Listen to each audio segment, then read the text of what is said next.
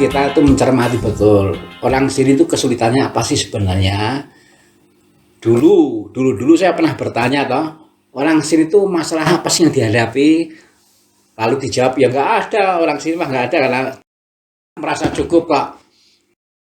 Mengapa begitu menjawabnya? Karena yang dipahami adalah hidup sehari-hari, ya kan?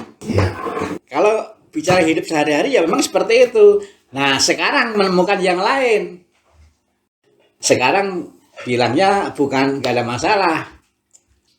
Di bidang pendidikan, Bapak sendiri mengatakan orang sini masyarakat, bukan hanya umat kita, masyarakat banyak yang kesulitan. Karena orang sini kan hidupnya dari buruh harian, nggak ada yang PNS, ya, tenaga lepas, lalu ternak. Tadi Bapak bilang, pohon yang paling bagus apa? Pohon yang paling bagus mahoni, harganya berapa? 2-3 juta. Tapi untuk laku segitu butuh waktu 30 tahun. Padi berapa? 4 bulan. Untuk mendapatkan uang butuh waktu 4 bulan. Cabai berapa? 6 bulan. Untuk mendapatkan uang 6 bulan.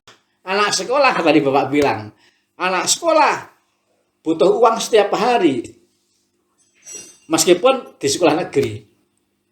Yang sudah pasti kan anak-anak kan untuk uang jajan, uang transport, uang pulsa.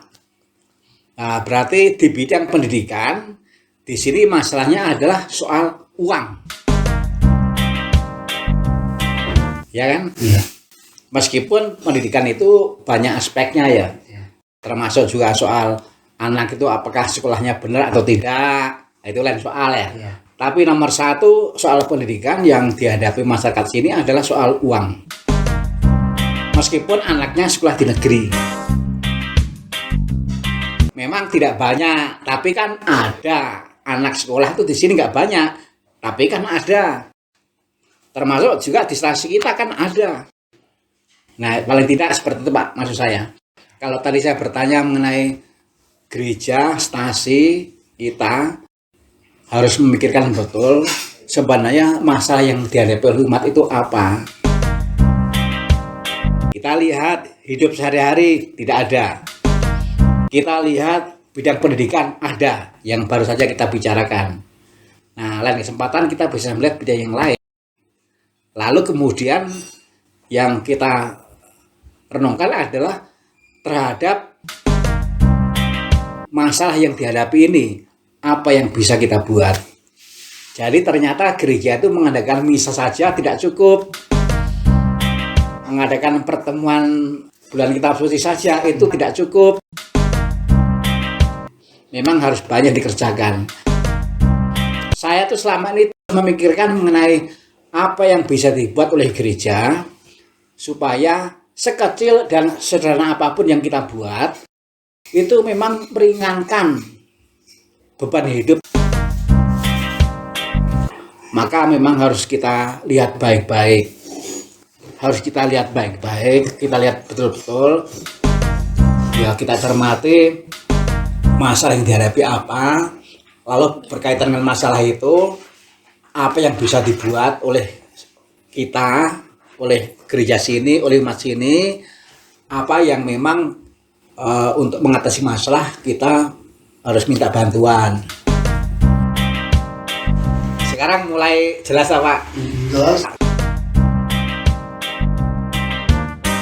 Kalau istilah mulu, gereja itu sakramen.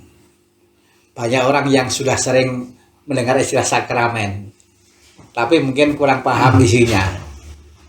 Jadi gereja itu sakramen dalam arti harus menjadi tanda dan sarana yang menghadirkan bantuan sehingga orang itu memang merasakan betul, aduh terima kasih Tuhan.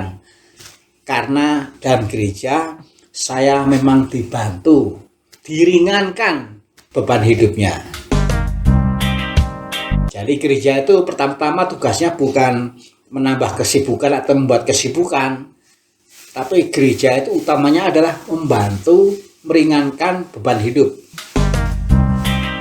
Nah, ini kita lagi membahas mengenai beban hidup yang dirasakan orang sini ternyata di bidang pendidikan. Soalnya ini kan kayak forum-forum, jarang saya tuh pertemuan kayak di, nah potensi apa yang ada di daerah, misalnya stasi Susurul. Susurul itu sebenarnya punya potensi, apa potensinya? Ada potensi alam. Nah, untuk meningkatkan taraf hidup misalnya Susurul itu terutama membantu umat, misalnya ini ya. Lah coba misalnya potensi alam apa yang menjadi sumber daya alam di Susurul.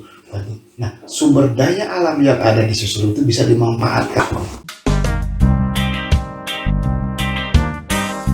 Nah, sekarang udah tahu. Jadi sekarang masalah yang dihadapi orang sini adalah pendidikan. Salah satunya Kebutuhan untuk pendidikan. iya, bidang pendidikan, tapi bagian biaya. Nah, lalu Bapak barusan cerita potensi yang bisa meringankan beban biaya apa di sini. Potensinya adalah potensi sumber daya alam. Nah, ini jalannya apa? Jadi kita mau memberdayakan, meningkatkan potensi alam supaya ujung-ujungnya nanti bisa meringankan beban biaya pendidikan. Nah, jadi mungkin kalau selama ini hanya pelihara kolam untuk konsumsi, nah mulai dipikirkan memelihara ikan tetapi untuk dijual. Iya kan? Iya. Di Talahap itu ada umat, ya ada umat yang memang punya greget, punya semangat mau berguna bagi masyarakat. Saya sering ngobrol. Nah, antara lain dalam obrolan itu, memang kalau semua dari kita nggak bisa. Terus saya bilang, manfaatkan bantuan dana dari pemerintah. Tapi kita harus tahu, kira-kira bagian mana yang bisa kita minta bantuannya itu, lalu bagaimana caranya untuk ke sana, dan siapa yang bisa dihubungi untuk ke sana. Nah, kalau Bapak di sini bisa menemukan orang yang bisa diajak ngobrol seperti ini, enak Pak, teman ngobrol. Karena yang namanya tokoh masyarakat, yang namanya pemerhati masyarakat, nggak dengan sendirinya itu pengurus. Nggak dengan sendirinya pengurus, nggak dengan sendirinya namanya pejabat, itu punya keperhatian yang mendalam, perhatian yang mendalam untuk memajukan masyarakat. Nggak dengan sendirinya. Maka baik kalau Bapak mencari orang sini yang bisa diajak ngobrol seperti ini, siapa ya? Nggak harus pejabat Pak. Pengurus pejabat tuh nggak dengan sendirinya, nggak otomatis. Ada tokoh formal pejabat, ada tokoh non formal. Maksudnya untuk meningkatkan itu. Ya ngobrol-ngobrol seperti ini kan nggak bisa sendiri. Iya. Suka duka kita bukanlah istimewa, karena setiap orang mengalaminya. Hidup tidaklah untuk mengeluh dan mengadu. Hidup adalah untuk mengolah hidup, bekerja membalik tanah, memasuki rahasia langit dan samudra, serta mencipta dan mengukir dunia.